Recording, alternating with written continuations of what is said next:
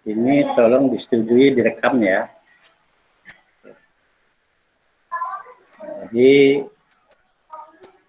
acara kita hari ini ya, yaitu mereview UTS. Mereviewnya dua macam tuh. Jadi menyatakan kembali beberapa poin yang saudara sampaikan jawaban UTS, dan kemungkinan saudara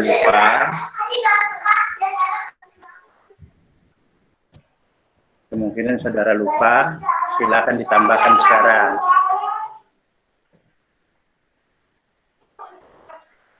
Ada suara yang masuk nggak ya?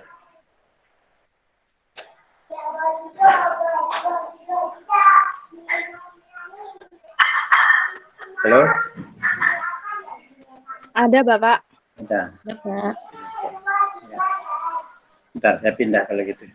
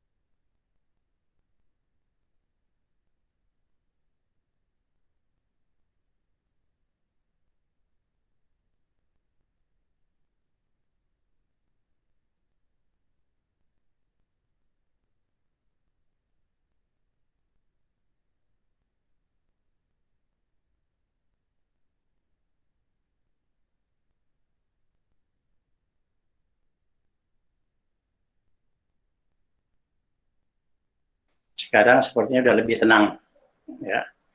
Tadi banyak gangguan, ada cucu loncat-loncat, main-main. Ya, jadi ini saya rekam.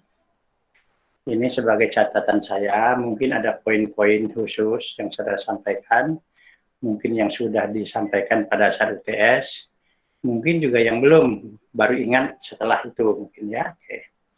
Nah, saya akan presentasikan dulu ya, yaitu soal yang Ya. Soal untuk mata kuliah ini pada dasar UTS. Ya.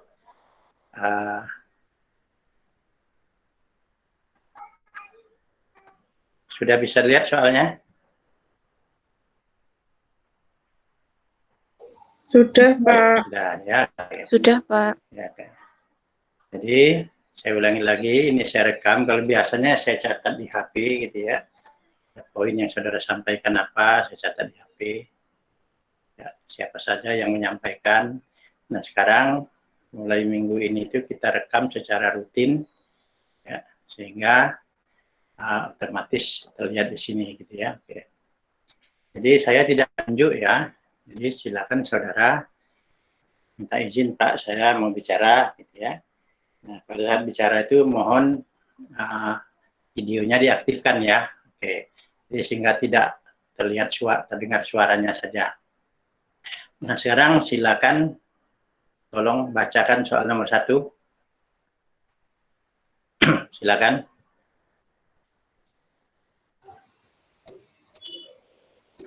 Izin membacakan, Pak. Oke, Mbak Khofifah, silakan Mbak. Soal nomor 1. Terdapat paling sedikit 3 faktor yang mempengaruhi proses pembelajaran. Jelaskan posisi dan fungsi kurikulum dalam faktor-faktor tersebut.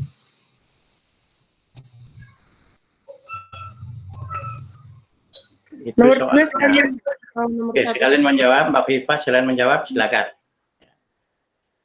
Kalau dari jawaban saya itu ada 3, raw input, instrumen input, dan environmental input. Di mana raw input itu menjadi salah satu faktor yang mempengaruhi proses pembelajaran. Di dalam raw input menunjukkan kualitas siswa yang akan mengikuti proses pendidikan tersebut, Pak. Lalu yang instrumental input itu berperan sebagai semua faktor yang secara langsung atau tidak langsung mempengaruhi proses pembelajaran tersebut di dalam program sekolah. Sedangkan environmental input merupakan kurikulum dalam kurikulum dalam environmental input berfungsi sebagai tolak ukur di dalam lingkungan tersebut, digunakan untuk mengukur kemampuan peserta serta keterampilan siswa dalam melakukan kegiatan atau proses pembelajaran. Menurut saya seperti itu, Pak. Oke. Fungsinya, fungsi kurikulum, udah jawab belum?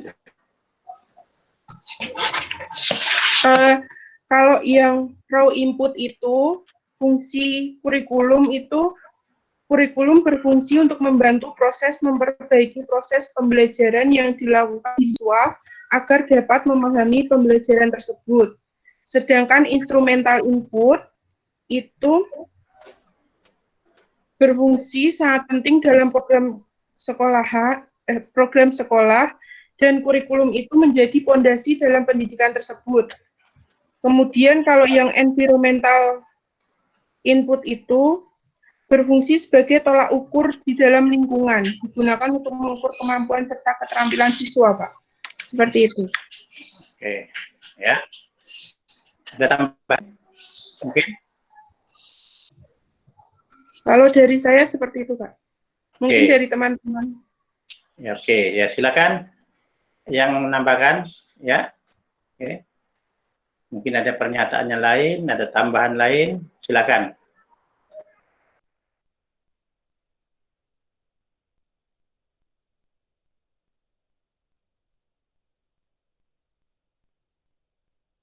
Saya izin menambahkan, Pak, untuk yang pertanyaan posisi dari kurikulum tersebut. Mbak Anggit, ya silakan Mbak Anggit. Jadi kedudukan atau posisi kurikulum sebagai instrumental input, Pak, menurut saya. Lalu penjelasannya, kurikulum itu mempunyai kedudukan sentral dan strategis dalam seluruh proses pendidikan. Setinggi-tingginya kualitas masukan dari peserta didik, tetapi tidak didukung dengan kurikulum yang tepat, tentulah akan sulit untuk mewujudkan tercapainya mutu pendidikan yang tinggi. Kurikulum merupakan salah satu instrumental input yang sangat penting dalam proses pembelajaran karena semua rencana pembelajaran, strategi pembelajaran, dan lain-lain ada di dalam kurikulum. Begitu Pak, saya hanya menambahkan bagian posisi kurikulum itu. Tapi bukankah guru itu kan tidak menggunakan kurikulum, tapi menggunakan buku ajar. Lalu gimana penjelasannya? Iya kan ada buku ajar itu kan ada strategi pembelajarannya Pak. Nah, nanti di strategi pembelajaran itu ada di dalam kurikulum begitu Pak. Oke, ada yang lain, silakan. Bahkan saya tunggu.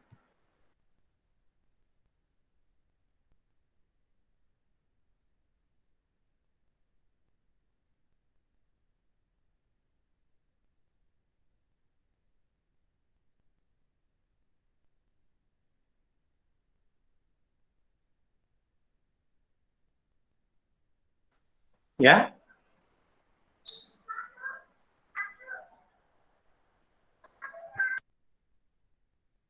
sudah buka Delisa, Wiwi, sudah buka semua itu. Siapa yang mau bicara?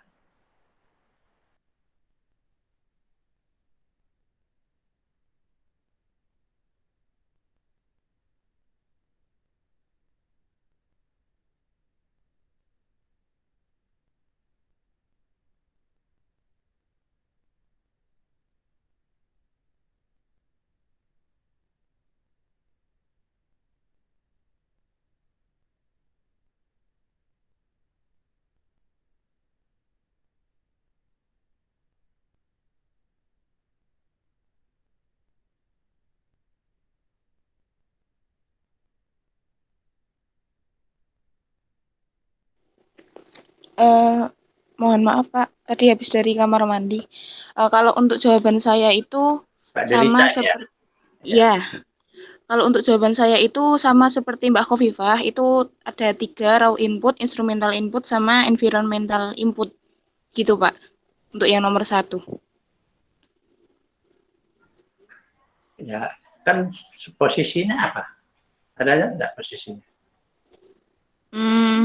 Bentar.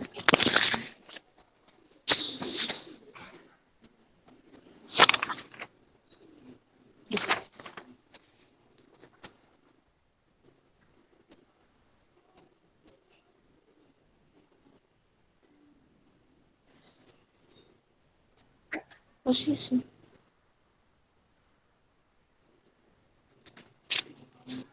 Ini ternyata yang saya tulis cuman fungsi ternyata Pak, sama faktor nih. Ya, berarti Iya. saudara kan fungsi, posisi dan fungsi, gitu ya. Oke.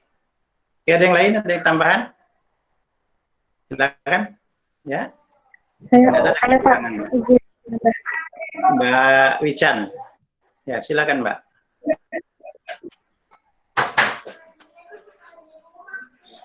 Ya Pak, izin menambahkan dari jawaban Mbak Khofifah. Ya, silakan Mbak Wichan. Mbak Delisa. Jadi dari jawaban yang saya tulis kemarin, posisi dan kedudukan kurikulum itu selain sebagai sentral, kurikulum sekolah merupakan instrumen strategis untuk pengembangan kualitas sumber daya manusia, baik jangka pendek maupun jangka panjang, serta memiliki koherensi yang amat dekat dengan upaya pencapaian tujuan sekolah dan atau tujuan pendidikan. Maka, kurikulum sebagai alat untuk mencapai tujuan harus mampu mengantarkan anak didik menjadi manusia yang bertakwa, cerdas, terampil, dan berbudi luhur, berilmu, bermoral, tidak hanya sebagai mata pelajaran yang harus diberikan kepada peserta didik semata, melainkan sebagai aktivitas pendidikan yang direncanakan untuk dialami, diterima, dan dilakukan. Seperti itu, Pak.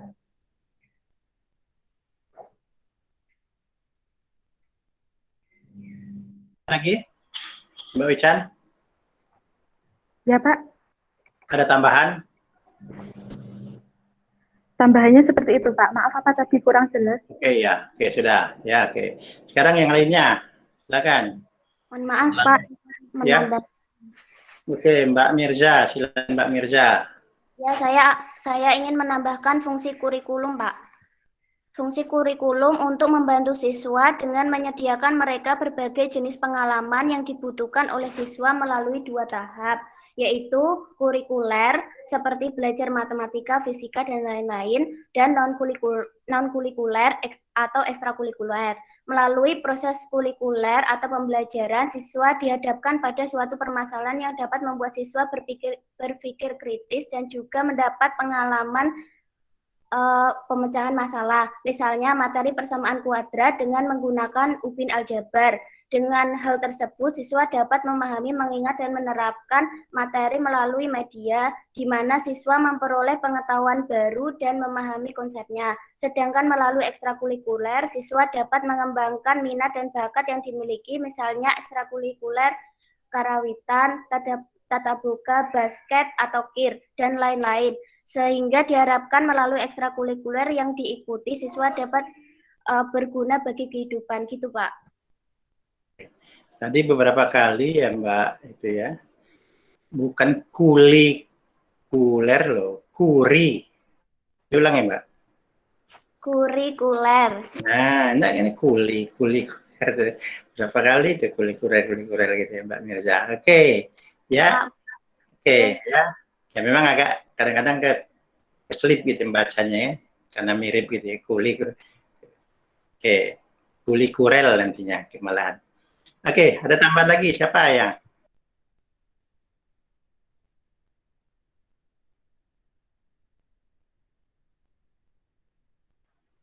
Saya Pak, saya ingin mencoba menambah. Ya Mbak Siti, silakan Mbak. Mbak Siti. Fungsi kurikulum untuk guru, itu fungsi kurikulum untuk guru yaitu suatu rencana pendidikan, memberikan pedoman dan pegangan tentang jenis lingkup pembelajaran, urutan isi, serta proses pembelajaran dan rambu-rambu dalam proses pembelajaran. Seperti itu Pak. Ada tambahan lagi Mbak Siti? Cukup Pak mungkin untuk itu. Oke, ya. Oke. Nah sekarang kita lanjutkan ke pertanyaan nomor 2. Siapa yang sudah rela membacanya? Ya, membaca. Silakan.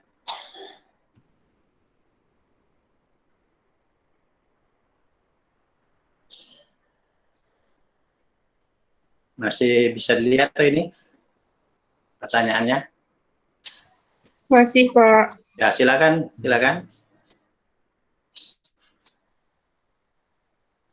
Saya, Pak. Oke, Mbak Mirza lagi, ya. Ada beberapa pendapat yang menyatakan bahwa perubahan dari kurikulum 2006 ke kurikulum 2013 disebabkan 1. Kurikulum 2006 KTSP materinya terlalu terpusat pada pengetahuan, pada pengetahuan kognitif. 2. Pembelajaran kurikulum 2006 terpusat pada guru. A. Setujukah saudara pada pendapat di atas? B. Dukung pendapat saudara menggunakan berbagai perundang-undangan dan atau pendapat para pakar. Ya, oke, silakan mau menjawab. Siapa yang mau menjawab? Izin menjawab, Pak. Oke, Mbak Rifa lagi, silakan. Jawaban saya nomor 2 itu yang A. Saya tidak setuju dengan pernyataan di atas. Karena menurut perubahan dari kurikulum 2006 ke kurikulum 2013 itu dilandasi oleh Permendikbud nomor 22 tahun 2006 tentang standar isi pendidikan dasar dan menengah. Selain itu juga diatur di dalam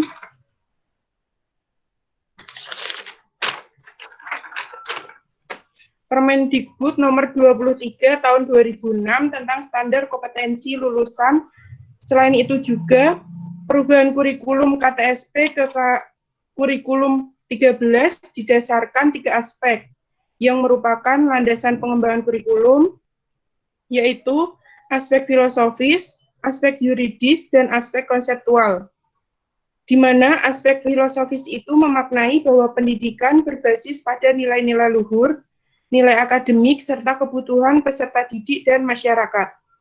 Selain itu juga, kurikulum berorientasi pada pengembangan kompetensi, tidak hanya sebagai dokumen dan proses pembelajarannya mencakup aktivitas belajar serta output dan input belajar, serta kesesuaian teknik penilaian dengan kompetensi penjenjangan penilaian.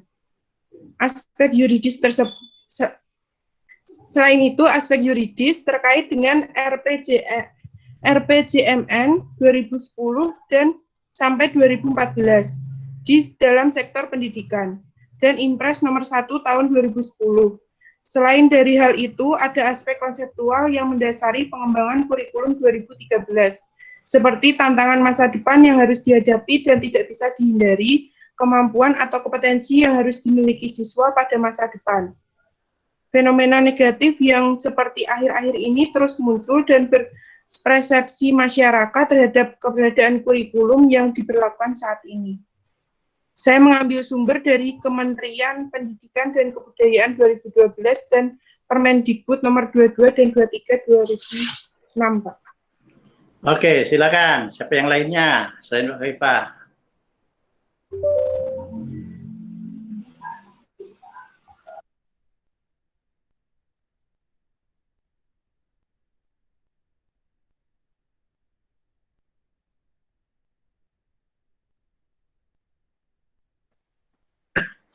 Ya. Halo Saya Pak. Pak. Saya Pak. Yang dulu aja Pak Muhammad dulu. Pak Muhammad, ya. Oh, Muhammad. ya Pak. Ya, oke. Saya ingin menambahkan yang pernyataan yang kedua saja Pak, yang pembelajaran kurikulum 2006 berpusat pada guru. Oke, silakan. Silakan. Jadi untuk ini saya tidak setuju karena pada Permendiknas nomor 41 tahun 2007 tentang standar proses itu ada di bagian poin C yang berisi prinsip penyusunan RPP itu dijelaskan bahwa proses pembelajarannya dirancang dengan berpusat pada peserta didik. Jadi kalau dikatakan pembelajaran kurikulum 2006 itu berpusat pada guru itu kurang tepat, Pak. Ya. Begitu, Pak. Oke, Siti menambahkan, Mbak Siti? Iya Pak, saya izin menambahkan untuk yang poin kedua. Saya Tolong sama Mbak, tolong diaktifkan videonya, Mbak. maaf Pak, karena kalau kameranya diaktifkan, itu suaranya Bapak putus-putus seperti itu Pak. Oke, ya. Oke, tidak apa-apa ya. Ya. Iya. Asal nama aja Saya putus. izin Pak. Yang pernyataan kedua nih Pak, itu kan kurikulum berpusat pada guru. Saya tidak setuju karena dalam Permendiknas nomor 41 tahun 2007 tentang standar proses itu berisikan tentang kegiatan inti pembelajaran yang meliputi proses eksplorasi, elaborasi, konfirmasi, dan kegiatan itu dilakukan oleh siswa, yang berarti kegiatan itu akan berpusatnya pada siswa, bukan pada guru, seperti itu, Pak. Oke, ya. Oke. Lain lagi tambahan? Ya, perundang-undangan. Ya, silakan Mbak Andini. Ya. Yang duluan bicara Mbak Andini. Untuk yang pernyataan 2, saya tidak setuju. Alasannya, pada Peraturan Menteri Pendidikan Nasional Republik Indonesia Nomor 22 Tahun 2006, kurikulum KTSP dikembangkan berdasarkan beberapa prinsip. Salah satunya adalah berpusat pada potensi perkembangan, kebutuhan dan kepentingan peserta didik dan lingkungannya. Kurikulum dikembangkan berdasarkan prinsip bahwa peserta didik memiliki posisi sentral untuk mengembangkan kompetensinya agar menjadi manusia yang beriman dan bertakwa kepada Tuhan Yang Maha Esa, berakhlak mulia, serta berilmu cakap, kreatif, mandiri, dan menjadi warga negara yang demokratis, serta bertanggung jawab. Pada kurikulum 2006, Peserta didik memiliki posisi sentral yang artinya bahwa segala kegiatan pembelajaran berpusat pada peserta didik. Pada kurikulum 2006, guru harus memfasilitasi 3 kegiatan, yaitu eksplorasi, elaborasi, dan konfirmasi, karena guru bukan instruktur, tapi sebagai fasilitator. Oke, ya. Jadi tambah ada lagi perundang-undangannya, bukan hanya 41 ya, bahkan 22 dan mungkin ada undang-undang yang lain ya. Bahwa untuk membantahnya ya yang paling tepat itu menggunakan perundang-undangan gitu ya. Nah, itu resmi. Bisa juga ada pakar ya, ada pakar atau pakar-pakaran gitu ya. Kadang-kadang kita sebut pakar padahal enggak gitu ya. Nah, sekarang tapi sejauh ini belum ada itu ya, disebutkan bahwa itu tidak gitu ya. Ya, tidak setuju. Mungkin ada yang lain. Silakan mau undang-undang atau juga pakar silakan. Saya Pak Ya, izin saya menambah. Pak.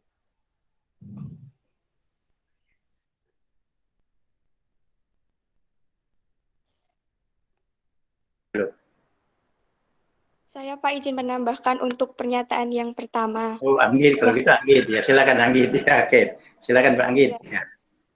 Pernyataan pertama tidak setuju dengan alasan bahwa kurikulum 2006 itu dikembangkan atas ketidakpuasan terhadap kurikulum sebelumnya yang dianggap belum mampu mencetak lulusan yang berkualitas karena lebih cenderung menekankan pada aspek kognitif, sehingga kurikulum 2006 mulai menekankan pada kompetensi. Kompetensi itu dengan mempertimbangkan lebih banyak pada aspek afektif, psikomotorik, dan pendapat saya diperkuat menurut pakar Karasiao dan Englander pada 2000 dapat bahwa kompetensi merupakan serangkaian perilaku kompleks yang diukur meliputi 3 komponen, yaitu knowledge objektif, attitude objektif, dan skill objektif, yang menurut taksonomi Bloom pada tahun 1950 dikategorikan dalam kognitif, afektif, dan psikomotorik. Dengan demikian jelas bahwa kurikulum 2006 menekankan kompetensi mencakup 3 keterampilan, yaitu kognitif, afektif, dan psikomotorik. Begitu, Pak. Oke ya, jadi ada tambahan itu ya. Silakan Mbak Wican. Baik Pak, di sini saya akan menambahi juga untuk pernyataan yang nomor 2.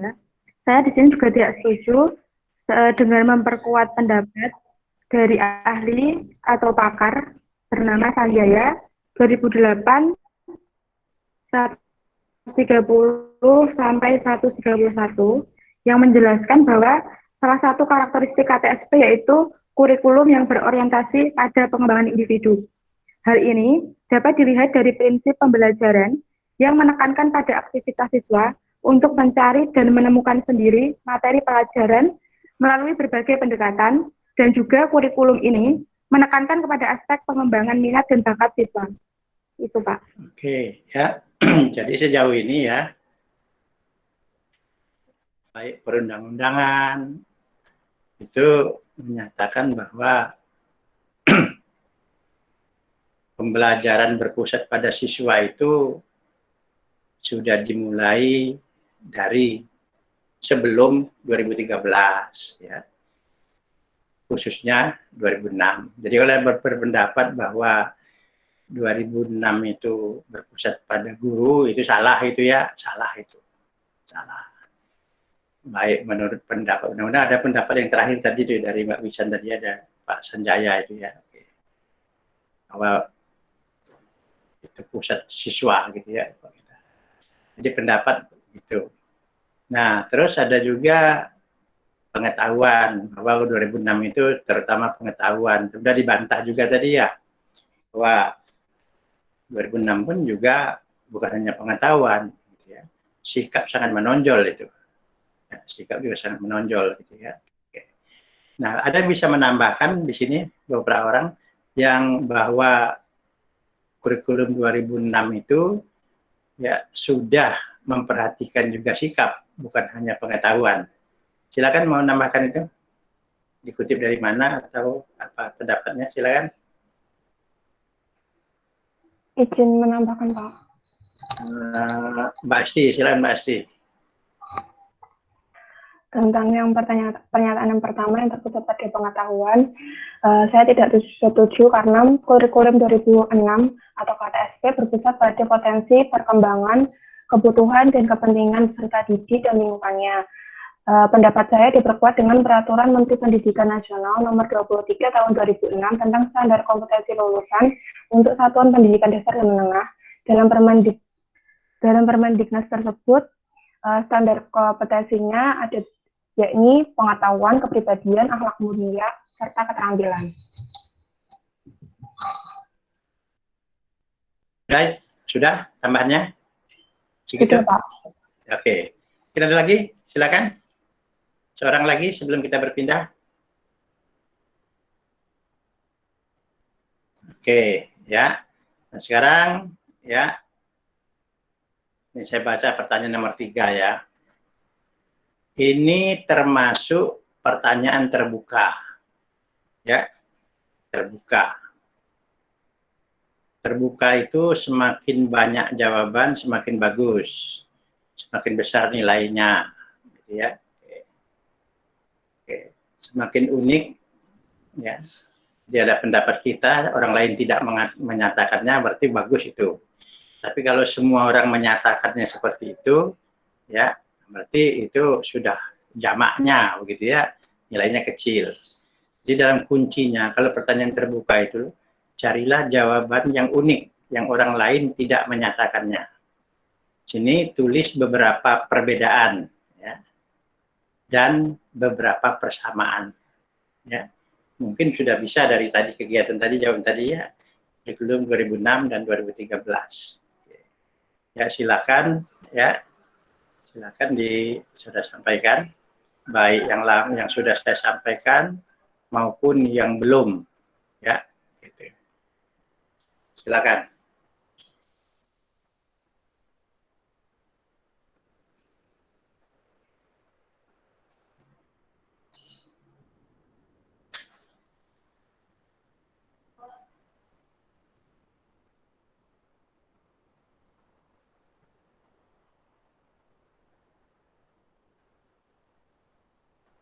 Halo. Izin menjawab, Pak. Ya, silakan Mbak Lutfia. Silakan. Untuk yang perbedaan kurikulum 2006 dan kurikulum 2013, itu yang pertama terletak pada kurikulum 2006 itu standar isi dulu yang ditentukan, baru standar kelulusan. Tetapi di 2013 itu SKL dulu yang ditentukan, baru standar isi. Yang kedua itu pada kurikulum 2006 di jenjang SD tematik terpadu untuk kelas 1. Dalam kurikulum 2013 tematik terpadu untuk kelas 1 sampai dengan kelas 6. Yang ketiga itu pada kurikulum 2006 jumlah jam pelajaran lebih sedikit dan jumlah mata pelajarannya lebih banyak. Sedangkan pada kurikulum 2013 itu jumlah jam pelajarannya per minggu lebih banyak dan jumlah pelajarannya lebih sedikit. Yang keempat itu standar proses dalam kurikulum 2006 terdiri dari eksplorasi, elaborasi, dan konfirmasi. Sedangkan dalam kurikulum 2013 itu dilakukan dengan pendekatan ilmiah atau scientific approach, yaitu standar proses terdiri dari mengamati, menanya atau mempertanyakan, mengolah, menyajikan, menyimpulkan, dan mencipta. Pada kurikulum 2006, pramuka itu belum merupakan ekstrakurikuler wajib. Sedangkan 2013, pramuka sudah menjadi ekstrakurikuler wajib. Yang perbedaan kurikulum 2006 dan 2013 itu terletak pada penampilan teks sebagai butir-butir KD. Yang kedua, struktur kurikulum dibuat atau dirancang oleh pemerintah, tepatnya oleh Kepdiknas. Mbak Lutfina. Itu yang kerja menari lemari atau notok-notok itu apa itu? Itu ada renovasi di sebelah rumah, Pak. Oke. Ya, terus yang Terus yang ketiga itu masih ada yang sama. Yang keempat itu terdapat kesamaan esensi kurikulum, misalnya pada pendekatan ilmiah yang pada hakikatnya berpusat pada siswa. Oke, ya. Jadi dua-duanya itu berpusat pada siswa ya. Itu sudah jelas ya. Jadi ya, yang mengatakan bahwa 2006 berpusat pada guru itu dia tidak baca ini, atau cuma ngomong aja gitu, entah dari mana sumbernya. Ya mungkin dia hanya melihat di prakteknya, bukan dokumennya. Kita kan berbicara dokumennya. Oke, mungkin ada tambahan lagi. Ya, silakan. Mbak Windy, menambahkan.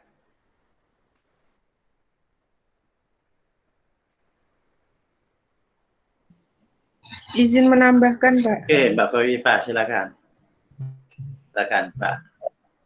Untuk perbedaan dari kurikulum 2006 dan 2013 itu, dari yang disebutkan oleh Vina, saya menemukan perbedaan di yang BK pada KTSP, BK menekankan pada pengembangan siswa, sedangkan pada K13 itu BK menekankan penyelesaian masalah siswa.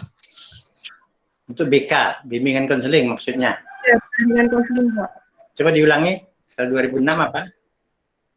Pada KTSP, bimbingan konseling menekankan pada pengembangan siswa, sedangkan pada K13, bimbingan konseling menekankan penyelesaian masalah siswa, Pak. Oke, ya ini saya baru tahu itu ya. Oke. Saya konfirmasi. Kemudian, ya silakan Pak, teruskan. Untuk yang perbedaan, saya hanya menambahkan itu saja, Pak. Yang lainnya sama. Oke. Kemudian yang persamaan dari persamaan kurikulum KTSP dan kurikulum 2006 dan kurikulum 2013 itu sama-sama menampilkan teks sebagai butir-butir kompetensi dasar. Struktur kurikulumnya sama-sama dirancang oleh pemerintah, dan beberapa mata pelajaran masih ada yang sama. Seperti itu, Pak. Oke. Yang lainnya sama dengan Lutfina. Ya, oke. Ya, lainnya silakan. Mbak Windy lagi. Ketinggalan ya.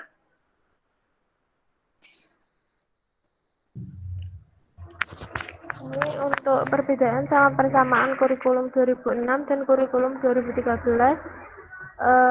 Yang pertama, yang kurikulum 2006 memiliki silabus mata pelajaran. Yang 2013 memiliki silabus dibuatkan oleh pemerintah. Kemudian metode kurikulum 2006, metode dan model pembelajaran sendiri. Untuk kurikulum 2013, model pembelajaran, pendekatan, metode, strategi. Terus untuk kurikulum 2006 memiliki dokumen KTSP. Untuk kurikulum 2013 tetap memiliki dokumen kurikulum 2013. Untuk persamaannya sama-sama memiliki RPP, kemudian kompetensi dasar, kemudian tujuan pembelajaran, kemudian sudah Pak, itu saja. Selainnya sama Mbak Lutfina dan Mbak Kofifa. Tadi yang 2006 memiliki dokumen KTSP, 2013 apa tadi? Bilang lagi Pak? Itu dokumennya tetap itu, kurikulum 2013. Tidak ada bedanya apa? Beda juga. 2006 apa, 2013 apa tadi? 2006 KTSP dan untuk 2013 itu kurikulumnya 2013. Nah, ini mungkin perlu dijelaskan lebih lanjut gitu ya. Iya Pak. Kurikulum 2006 itu diberi nama, bukan memiliki ya. Ya, diberi nama lainnya adalah KTSP ya. Karena ya sekolah boleh mengembangkan sendiri-sendiri kurikulum, ya, gitu kan, satuan pendidikan, ya. Jadi satu sekolah dengan sekolah lain yang bersebelahan itu bisa beda kurikulumnya, ya. Oke. 2013 awalnya enggak begitu, sama ya awalnya. Tapi sekarang malah bisa beda loh. Ya, dalam masa pandemi kan gitu kan ada 3 kurikulum tuh. Jadi sekolah boleh kalau mampu menerapkan semua materi ya pada kurikulum 2013. Yang kedua, pemerintah memilihkan itu loh, jangan semuanya tapi ini saja gitu ya, seperti itu aja ya. Jadi tidak usah semuanya. Misalnya bilangan pecahan desimal nggak usah, misalnya gitu ya, ada ya, ada peraturan kurikulum darurat. Tapi sekolah juga, nah ini ya, sekolah juga boleh memilih materi, ya. Jadi boleh tidak sama dengan yang pemerintah, ya, karena masa pandemi gitu, seperti itu ya. Nah, jadi ya kurikulum itu kelihatan sekali ya, itu melihat situasi, ya, situasi lingkungan, gitu ya. Jadi boleh saja sekolah tidak mengajarkan suatu materi, sementara sekolah lain mengajarkan, boleh, ya. Boleh juga itu dia kembali ke semula, ke kurikulum 13 sebagaimana utuhnya, boleh kalau mampu, ya, seperti itu. Nah, tapi you rasakan sendiri ya, kuliah kita itu beda dengan kuliah tatap muka yang sekarang ini, ya. Oke. Beda. Ya. Saya yakin kualitas kuliah itu menurun tuh dengan online itu menurun. Ya. Oke. Jadi rasanya sangat tidak manusiawi, ya, seperti itu. Jadi pandemi ini ya, banyak yang kualitas itu tidak tercapai, gitu ya. Sebagai contoh tuh, mahasiswa yang sekarang semester 1 ada ya, semester 1 gitu ya, itu jangan-jangan sampai dengan mereka lulus nanti nggak ketemu loh, ya, nggak ketemu, kuliahnya online semua, bisa jadi, kita kan nggak tahu ya, sampai kapan. Ya. Sekarang kampus itu kayak ya katakan kayak kuburan enggak ya, gitu kan. Nah, tapi sepi lah gitu ya. Mahasiswa itu hanya sebagian gitu ya. Tidak seperti biasa gitu ya. Nah, tadi itu dari ya, ternyata ya apa yang kita dengar dari pendapat-pendapat itu banyak yang salah ya. Contohnya kurikulum 2006 itu mengutamakan pengetahuan, ternyata salah, ya. Itu mungkin prakteknya ya. Tapi kurikulumnya tidak. Sikap keterampilan itu jelas malah. Ada pendapat juga yang kemarin dikutip juga oleh ini Mbak Mas itu dikutip juga ya, bahwa pembelajaran itu berpusat pada guru, itu kurikulum 2006 katanya. Sedangkan 2013 berpusat pada siswa. Enggak. Jangan-jangan sekarang masih terbalik ya, 2013 itu masih ada yang berpusat pada guru loh. Ya. Sementara kurikulum 2006 itu dokumennya mengatakan berpusat pada siswa. Ya, seperti itu ya. Nah, jadi ya untuk membantahnya mungkin ya, kalau pendapat orang kan rada sulit ya, karena setiap orang berhak mempunyai pendapat. Cuman masalahnya pendapat itu bertentangan tidak dengan perundang-undangan. Nah, kalau bertentangan berarti dia salah, gitu aja ya. Gitu. Ternyata banyak pendapat ya yang berbeda, bertentangan dengan perundang-undangan. Jadi saya sarankan bacalah perundang-undangan itu, ya. Jadi kalau ada orang berpendapat Coba bandingkan dengan undang-undangnya seperti itu. Nah, sekarang pada bagian akhir ada waktu ini 10 menit ya lagi ya. Oke. Ada yang ini mengajukan pertanyaan, ya kita jawab bersama. Mungkin ada pertanyaan yang masih mengganjel gitu, silakan.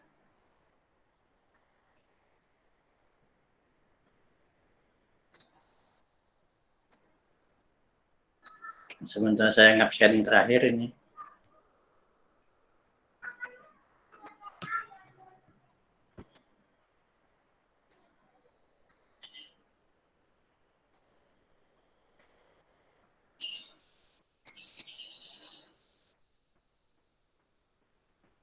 Ya, nggak ada. Sudah mau masak? Maaf Pak, izin bertanya. Iya kan Mbak Mirza, silakan Mbak. Saya mau bertanya tentang di era pandemi ini Pak, strategi pembelajaran yang tepat untuk menyampaikan sebuah materi biar masuk kepada siswanya gitu loh Pak, dipahami. Oke, ya. Oke. Saya kemarin itu mengisi sebulan lalu lah kira-kira gitu ya, mengisi suatu webinar gitu ya. Pertanyaannya sama itu dari para guru. Nah, ini ada keluhan ya, ada survei dari Kemdikbud, orang tua ya, siswa itu kebingungan sekarang ini, ya, kebingungan. Salah satu kebingungannya adalah demikian banyaknya tugas. Ya. Jadi bayangkan SMP itu kan sekitar 12 ya, taruhlah 12 mata pelajaran ya, 12. Bayangkan misalnya seminggunya kan 12 ya, seminggu 12. Bayangkan misalnya seorang guru memberikan 2 soal. Ya. Berarti ada 24 soal gitu ya. Kalau 2 biasanya guru matematik jarang ngasih 2 soal itu ya. Jadi terlalu banyak tugas. Dan kadang-kadang hanya PR gitu loh. Kerjakan ini, gitu, seperti itu. Nah, terus saya mengusulkan tuh, ya, ya, yaitu supaya guru itu bersinergi. Ya. Misalnya, ya, guru matematika, bahasa Indonesia, ya, bahasa Inggris, IPA, ya, IPS. Dia bisa memberikan satu tugas. Nah, bisa hanya memberikan satu tugas, tapi berdasarkan 5 mata pelajaran, 3 mata pelajaran, seperti itu. Ya. Jadi tidak satu guru jadi dipisah, tidak. Gitu. Kemarin kan saya contohkan tuh ya, ini. Coba perhatikan, saya tunjukkan ini. Ya. Oke. Ada yang bisa jawab? Nurul Salihah. Ini apa saya tunjukkan ini? HP Pak. Apa ini Mbak? Smartphone. Kelihatan nggak? Kelihatan Pak. Apa itu? Handphone Pak. Handphone, gitu kan? Jadi otak kita itu, otak Mbak Nurul itu, otak manusia itu selalu melihat itu sebagai satu kesatuan gitu. Ya. Jadi tidak melihat bahwa ini kaca gitu ya, ini plastik, dalamnya ada baterai, ada kamera, tidak boleh mengatakannya handphone gitu ya. Handphone itu selalu sistemnya. Nah, jadi bersinergilah guru itu melihatnya itu sebagai satu kesatuan gitu. Jadi misalnya, siapa yang punya uang sini?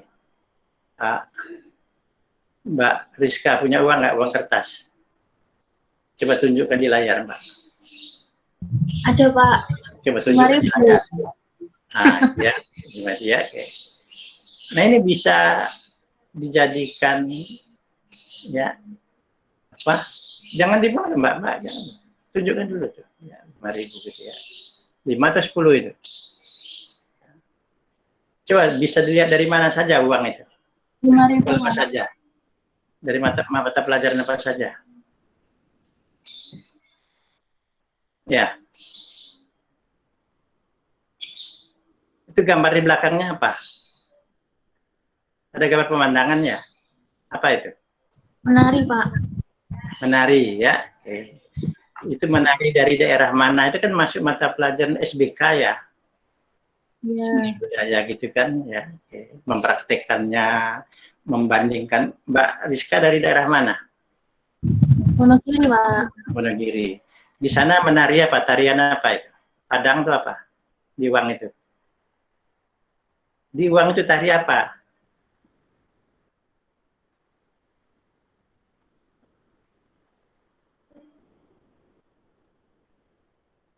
Ada tulisannya enggak?